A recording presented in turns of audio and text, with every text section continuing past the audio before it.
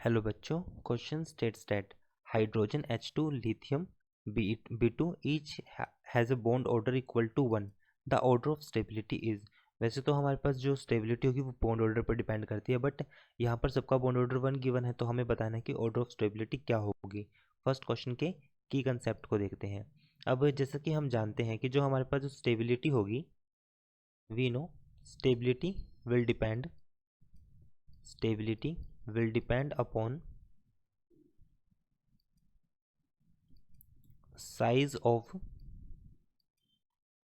Of atom, सबसे main important size of atom, and bonding and anti bonding. It also depend bonding and anti bonding electron. It will also depend upon bonding and anti bonding electron.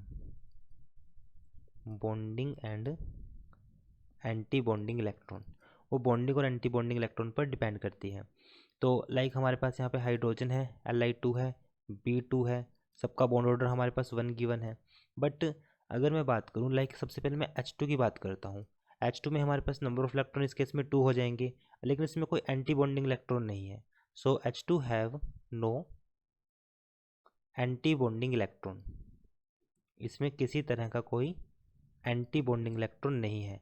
सो अगर कोई anti bonding electron नहीं है, सो इसका मतलब ये most stable है. It means it is most stable.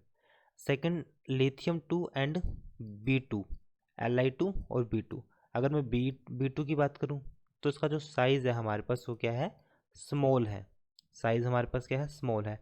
Size small होने की वजह से इसकी ज़्यादा स्टेबिलिटी होगी. साइज स्मॉल, मोर स्टेबल मतलब किससे, देन लिथियम. बिकॉज दोनों की अगर मैं बॉन्डिंग और एंटी बॉन्डिंग की बात करूं, Li2 की और B2 की, दोनों में हमारे पास B2 have 2 and 4 anti bonding electron, जिसमें हमारे पास क्या है, Li2 and B2 have 2 and 4 anti bonding electron.